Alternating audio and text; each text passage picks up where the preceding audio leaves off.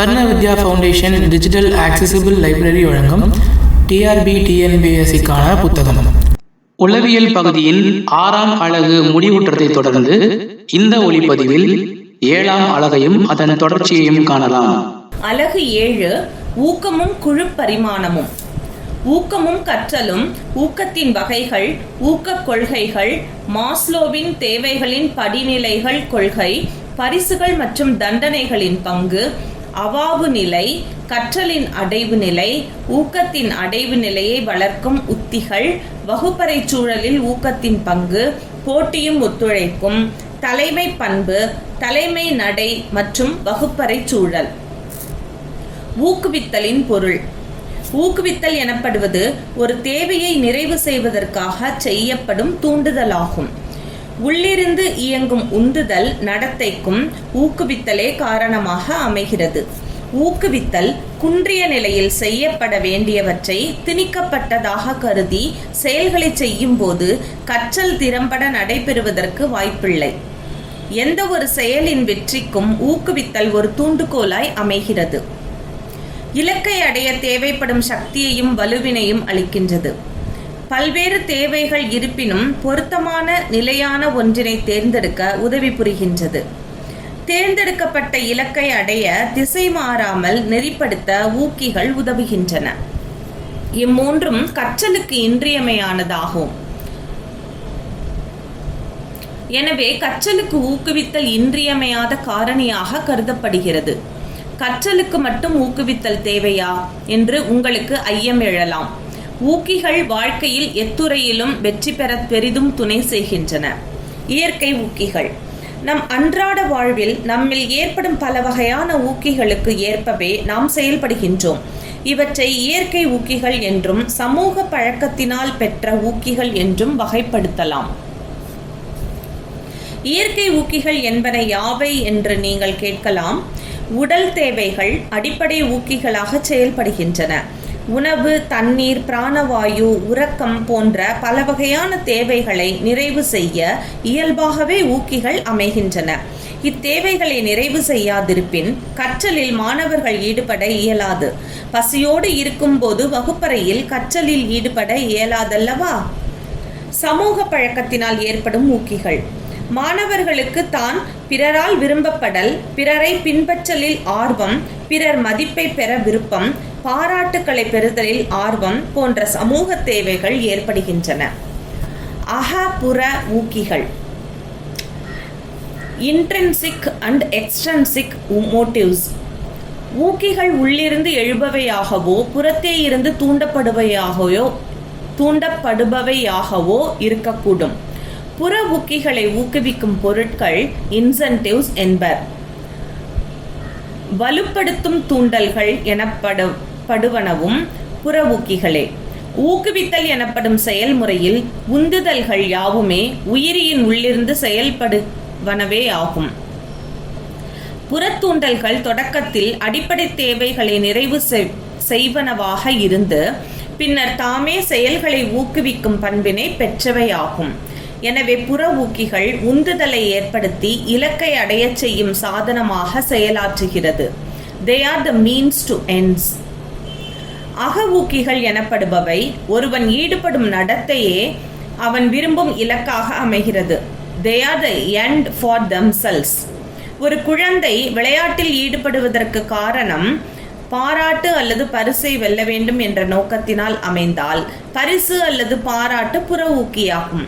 விளையாட்டில் ஈடுபடும் போது ஏற்படும் மன நிறைவு, சாட்டிஸ்ஃபேக்ஷன், அக்குழந்தையை மேன்மேலும் விளையாட்டில் ஈடுபடச் செய்தால் விளையாடுதல் என்பதே அக ஊக்கியாக செயல்படுகிறது என்று பொருள். இசையை கேட்டல், கோவிலுக்கு செல்லுதல், பிரார்த்தனை செய்தல் போன்றவை அக ஊக்கிகளின் அடிப்படையில் அமைந்தவை. ஊக்கிகளின் வகைகள். Classification of motives. ஊக்கிகள் பல வகைப்படும்.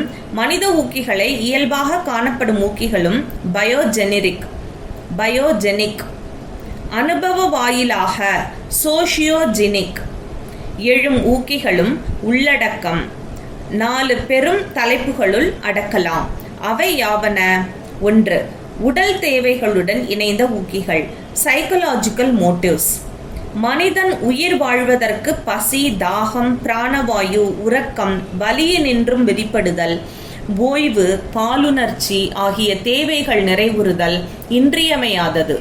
இவற்றுடன் இணைந்த ஊக்கிகள் மனித நடத்தைக்கு காரணிகளாக அமையும் மிக வலுவான ஊக்கிகளாகும்.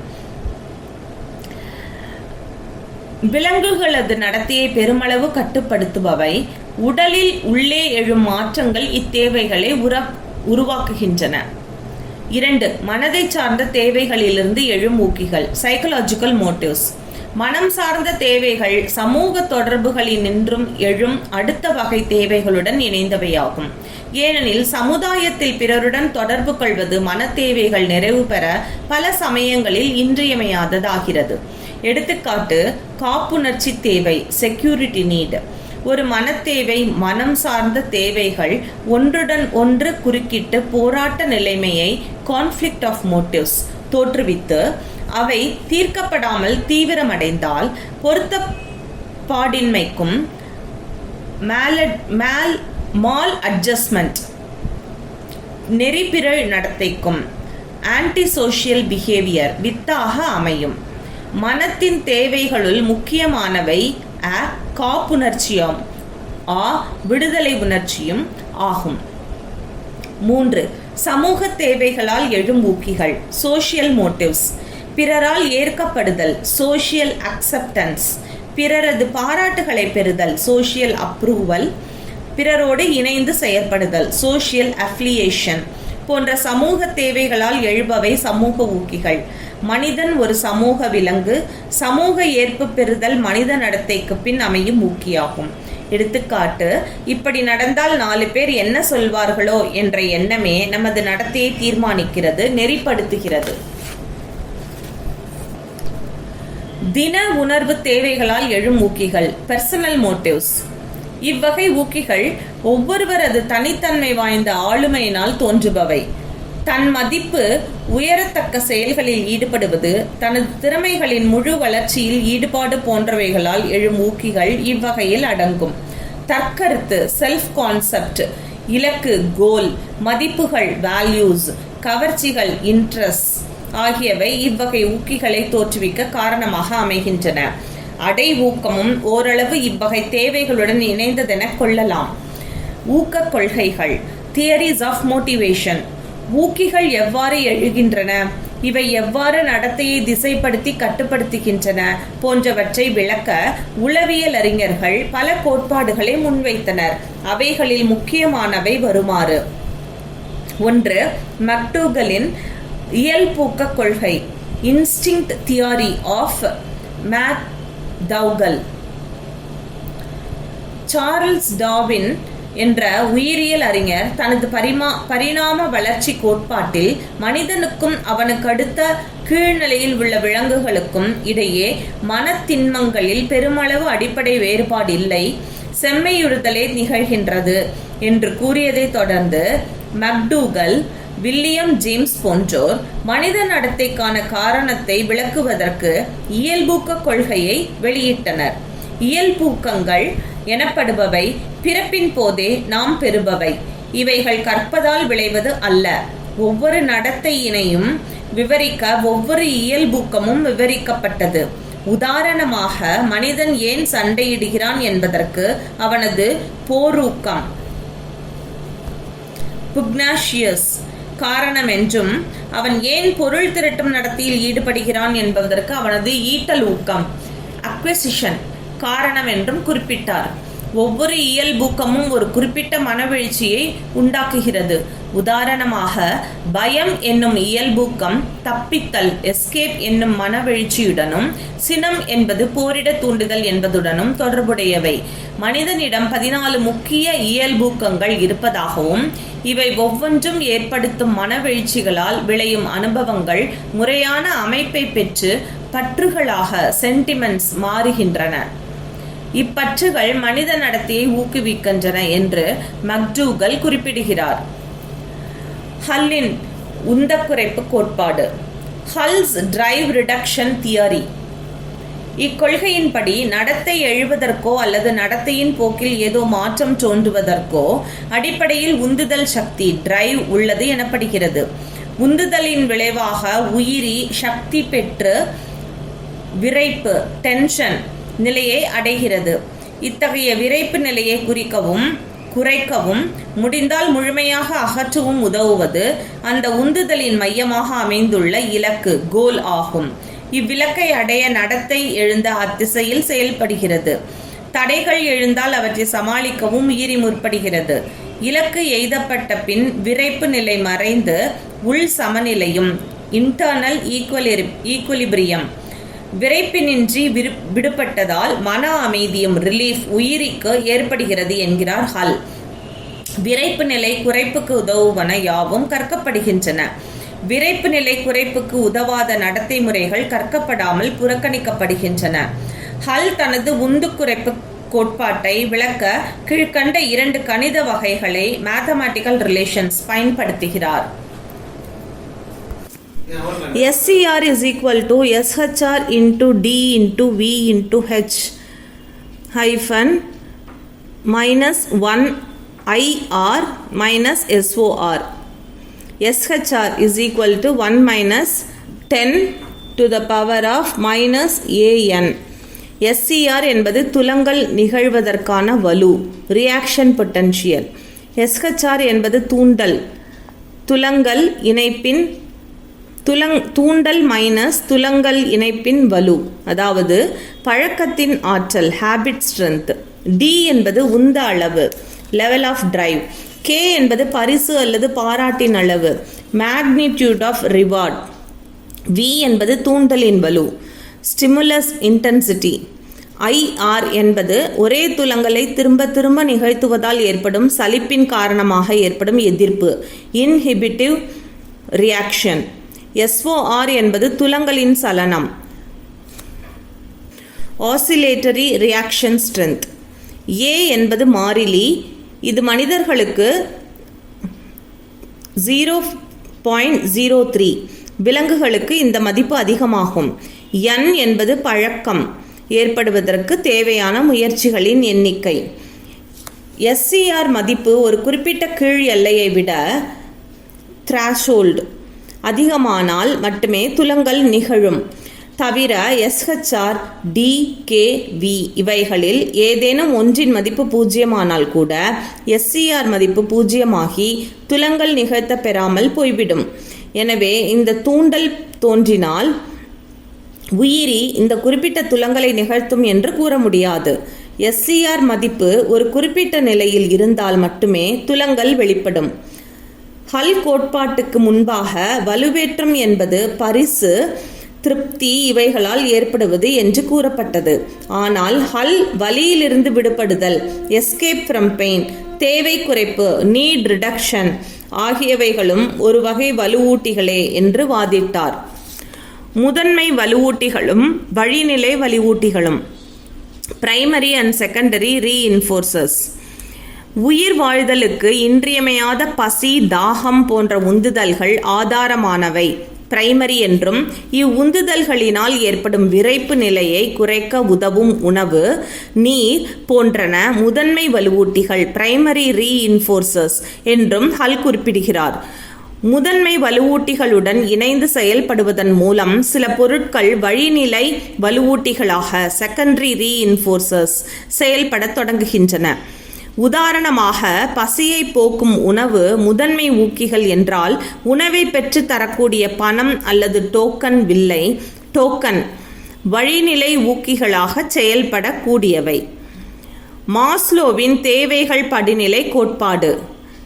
ஏப்ரஹாம் மாஸ்லோவின் ஊக்கிகள் குறித்த கருத்துக்களை சிறிது அறிந்து கொள்வோம். மாஸ்லோவின் படிநிலை தேவைகள். முக்கோண வடிவில் ஒரு படம் வரையப்பட்டிருக்கிறது. அதில் இடது கைப்புறம் உள்ள சாய்வு கோட்டில் உயிரியல் தேவைகள், சமூக உளவியல் தேவைகள், வலதுபுறம் உள்ள சாய்வு கோட்டில் குறைபாட்டு தேவைகள் டி நீட்ஸ், வளர்ச்சி தேவைகள் ஜி நீட்ஸ். அந்த முக்கோணத்தை 7 பிரிவுகளாக பிரிக்கப்பட்டுள்ளது. நடுவில் கோடு வரைந்து. முதல் நிலை தன் நிறைவு தேவைகள், 2 அழகுணர் தேவைகள், 3 அடைவூக்க தேவைகள் சாதனை படைக்க விழைதல், 4 தன் மதிப்பு தேவைகள் அறிவு ஆற்றல் திறன்களால் பெறப்படுபவை, 7 5 அன்பு உரிமை தேவைகள் மனைவி மக்கள் சுற்றம் உறவு உரிமைகள் போன்றவை, 6 பாதுகாப்பு தேவைகள் உறைவிடம் உடை அச்சமின்றி வாழ்தல், 7 உயிர் வாழ்வதற்கு தேவையான உடலியல் தேவைகள் உணவு நீர் காற்று உறக்கம் வலியிலிருந்து விடுபடுதல் கல்வி இன்பத் தேவை. 1 உயிர் வாழ்வதற்கான அடிப்படை தேவைகள், 2 பாதுகாப்பு சார்ந்த தேவைகள், 3 அன்பு ஏற்பு ஆகியன சார்ந்த தேவைகள், 4 தன் மதிப்பு தேவைகள்,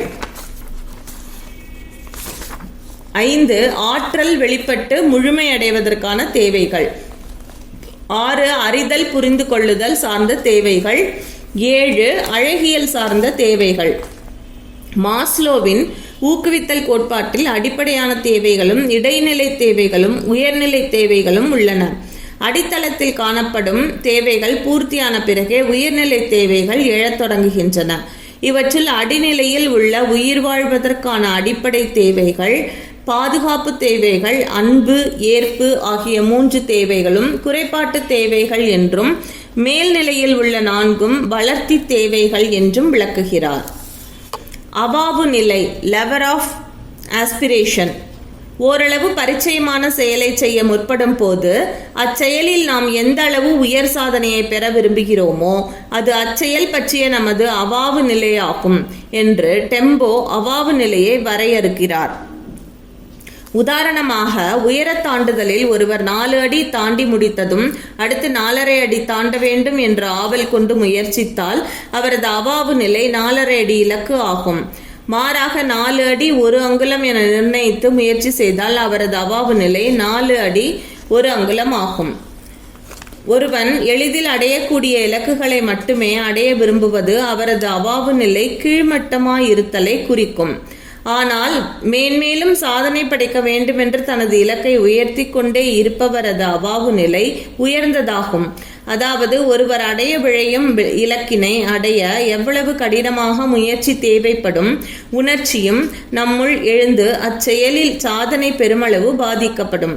இந்நிலைமையில் நாம் எப்படியோ அச்செயலை கற்கலாம் அல்லது செய்து முடிக்கலாம். ஆனால் அதில் கவனக்குறைவு ஏற்பட்டு செயலில் பிழைகள் மலிந்தும் அடைவு தரம் மிக குறைந்தும் காணப்படும். ஊக்கமின்றி கற்றல் இல்லை. ஏதோ ஒரு வகை ஊக்கி எல்லா கற்றல் நிலைமைகளிலும் இருத்தல் இன்றியமையாதது என்கிறார் கெல்லி என்பவர். பள்ளி வகுப்பறைகளில் ஆசிரியர்களது கற்பித்தல் முயற்சி எதிர்பார்க்கப்படும் பயனை அளிக்காமல் வீணாவதற்கு மாணாக்கர்களிடம் போதிய ஊக்கம் இன்மையே காரணமாகும். இதன் விளைவாக மாணவர்கள் ஆர்வமின்றி இயந்திரம் போல் கற்றலில் செயல்படுவர். மாணவர்களது திறமைக்கும் அவர்களது வகுப்பறை கற்றல் அடைவுக்கும் இடையே காணப்படும் பெரும் இடைவெளி ஊக்கத்துடன் தொடர்புடையது ஆகும். அடைவு ஊக்கி, அச்சீவ்மெண்ட் மோட்டிவேஷன். மாணவர்களில் சிலர் தாம் மேற்கொள்ளும் செயல்களில் உயர்ந்த சாதனையை அடைய முற்படுவதுவே ஊக்கியின் குறிக்கோள் எனலாம். இவ்வாறு உயர்ந்த சாதனையை செய்ய முற்படும் போது தன் மதிப்பும் தற்கருத்தும் சேர்ந்து சமூகத்தில் சிறந்து விளங்குவதற்கான அவர்களை உந்துவதே அடைவு ஊக்கி எனலாம். சாதனை ஊக்கியின் கருத்தினை ஆட்கின்சன் என்பவர் விரிவாக குறிப்பிட்டுள்ளார். ஒரு செயலில் எந்த உயர் அளவிற்கு சாதனையை பெற முயலுகிறோமோ அது அச்செயல் பற்றிய நமது அவாய் நிலையாகும். சிறப்பான நிலையினை நமது சாதனை எட்ட வேண்டுமெனில் அந்நிலையை எட்ட உதவும் வலுவான ஊக்கியாக நம் அவாய் நிலை உதவும். டேவிட் மெக்சிலாண்ட் அடைவு ஊக்கி பற்றிய சோதனைகளை நடத்தி சமுதாய மேம்பாட்டிற்கு இவ்வூக்கி உதவும் என்பதை உலகிற்கு உணர்த்தியுள்ளார். ஒரு சமுதாய மக்களிடம் அடைவு ஊக்கியின் செயல்பாடு உயர்ந்து காணப்பட்டால் அச்சமுதாயத்தில் பல துறைகளில் முனைவோரின் சாதனைகள் பெருகும். பொருளாதார வளர்ச்சி பெற்று அச்சமுதாயம் நவீனமடைந்து மக்களது வாழ்க்கை தரம் உயரும் என்று நம் நூலில் குறிப்பிட்டுள்ளார். வகுப்பறையில் இவ்வூக்கியின் விளைவாக மாணவர்களது கற்றல் உயர்நிலைப்படும் என அறிந்து கொள்ள முடிகிறது. மாணவர்களது அடைவு ஊக்கிகளை உயர்த்தும் வழிகள். Techniques of developing achievement motivation. ஆசிரியரது ஊக்குவிப்பு, ஆரோக்கியமான போட்டி மனப்பான்மையை மாணவர்களிடம் தோற்றுவித்தல், உயர் சாதனையின் தன்மைகளை மாணவர்கள் உணரச் செய்தல், சுய கற்றலுக்கு முக்கியத்துவம் அளித்தல், பாராட்டும் பரிசும் வழங்கி ஊக்குவித்தல், மாணவர்கள் அடையும் கற்றல் அடைவை அவர்களுக்கு உடனுக்குடன் தெரியப்படுத்துதல். மாணவர்களிடம் ஊக்கத்தை ஏற்படுத்த வகுப்பறை உத்திகள். ஊக்கிகளை உள்ளிருந்து எழுபவை, புறத்தே இருந்து காண்பவை என வகைப்படுத்தலாம். இவைகள் கற்றலில் எவ்வாறு செயல்படுகின்றன என்பதை அறிந்து கொள்வோம். காப்புணர்ச்சி. பிறந்தது முதல் இறப்பு வரை குழந்தை காப்புணர்வை பெற்றிருக்கிறது. தன் வீடு, தன் பெற்றோர், என்னுடையது, தனது என்ற எண்ணம் குழந்தைக்கு காப்புணர்வை ஏற்படுத்துகிறது. காப்புணர்வின்மை குழந்தைக்கு ஏற்படின் அது பொருத்தப்பாடு நடத்தையை பாதிக்கும். பிறரது துணையால் ஏற்படும் காப்புணர்ச்சி சார்புள்ள காப்புணர்ச்சி. இவ்வகை காப்புணர்ச்சி வயது அதிகரிக்க அதிகரிக்க மறைந்துவிடும். கல்வி அறிவு பெறுவதால் பிறர் உதவியின்றி தானே செயல்பட இயலும் என்ற தன்னம்பிக்கையை பெறுவது சார்பற்ற காப்புணர்ச்சி. பள்ளிகளில் மாணவர்கள் காப்புணர்ச்சி தேவை நிறைவு பெற வாய்ப்பினை ஆக்கி தருவது ஆசிரியரின் கடமையாகிறது. கவர்ச்சி. மாணவர்களின் பாடப்புத்தகங்களில் உள்ள வண்ணப்படங்கள், பெரிய எழுத்துக்கள் போன்றவை கவர்ச்சி தரக்கூடிய அளவில் இருப்பின் மாணவர்கள் கவர்ச்சியுடனும் ஊக்கத்துடனும் கற்றலில் ஈடுபடுவர்.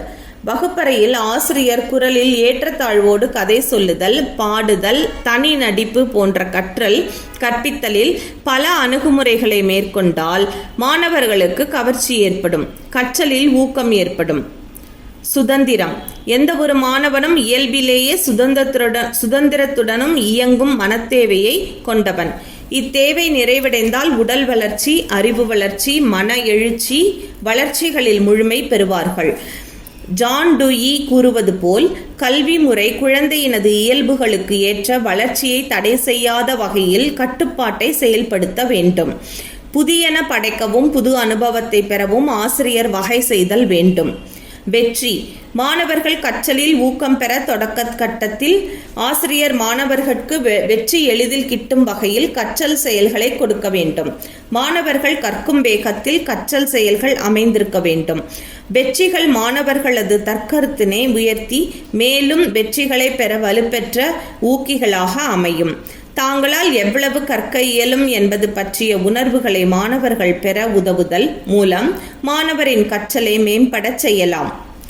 ஒத்துழைப்பும் போட்டியும். வகுப்பறை கற்பித்தலில் போட்டிகள் திறன் மிக்கோரிடையே ஊக்கத்தை மேம்படுத்தும். தனி அடைவை உயர்த்துவதற்கும் ஊக்குவிக்கவும் ஒத்துழைப்பும் போட்டியும் இணைந்து செயல்படும் வண்ணம் செயல்களை அமைத்திடல் வேண்டும். எடுத்துக்காட்டு, வினாடி வினா நிகழ்ச்சி, தன் சாதனையை தானே மிஞ்சுதல் போன்ற முறைகளில் ஊக்குவிக்கலாம். வரையறுக்கப்பட்ட இலக்கு. 5ஆம் வகுப்பு மாணவனிடம் நியூட்டன் விதியை விளக்குக என்று நீங்கள் குறிப்பிட்டால் மாணவர்களிடம் கற்றல் நிகழுமா?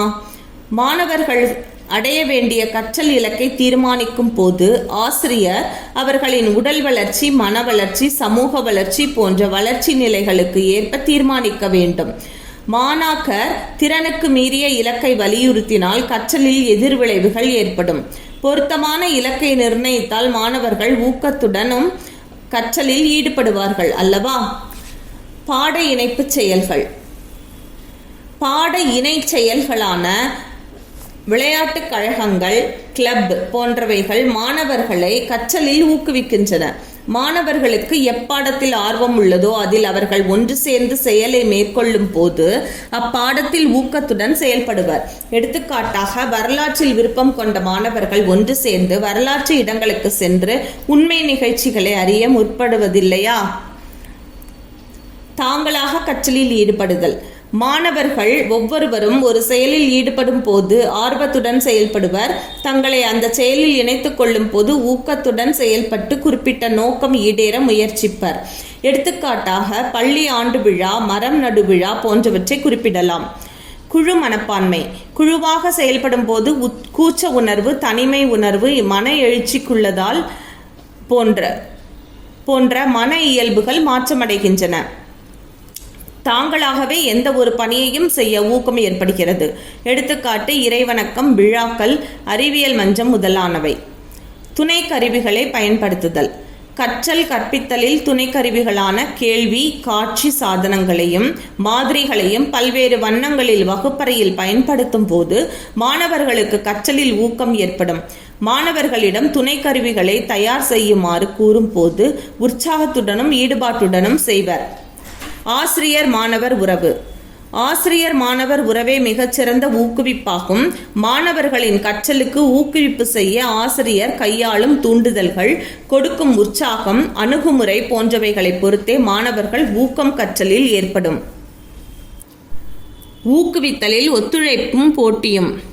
Cooperation and competition. ஒத்துழைப்பும் போட்டியும் வகுப்பறை கற்பித்தலில் ஊக்கிகளாக செயற்பட்டாலும் இவை இயல்பான ஊக்கிகள் அல்ல. அனுபவங்கள், சமூக பாதிப்புகள் போன்றவற்றின் விளைவுகளாகும். போட்டி திறன்மிக்கோரிடையே ஊக்கத்தை மேம்படுத்தும். தனி மனித அடைவை உயர்த்த பயன்படும். எடுத்துக்காட்டு 100 மீட்டர் ஓட்டம், டென்னிஸ் ஒற்றையர் ஆட்டம் போன்றவை திறமையானவர்களை ஊக்கப்படுத்தி தேர்ச்சி பெற செய்யும். ஆனால் போட்டியினால் ஏற்படும் தீய விளைவுகள் அதிகம் இருக்கத்தான் செய்கின்றன. அவையாவன: 1. போட்டியில் வெற்றி பெறுவோர் சிலர், தோல்வியுறுவோர் பலர். எனவே பெரும்பாலோர் தங்களது நன்மதிப்பை காத்து கொள்ளும் வகையில் போட்டிகளிலிருந்து ஒதுங்கியே இருக்க முற்படுவர். 2. தீவிர போட்டி சமநிலையை பாதித்து நமது திறன்களை முழுமையாக பயன்படுத்த இயலாத நிலைக்கு நம்மை இட்டு செல்லக்கூடும். 3. போட்டியானது தவறான வழியில் சென்றாவது வெற்றியடைய முற்படுதல், ஆதிக்க போக்கு, பிறரது சாதனைகள் பற்றி பொறாமை, பிறரது தோல்விகளை கண்டு மகிழ்ச்சியுறுதல் போன்ற பல தீய சமூக பண்புகளை உருவாக்கக்கூடும்.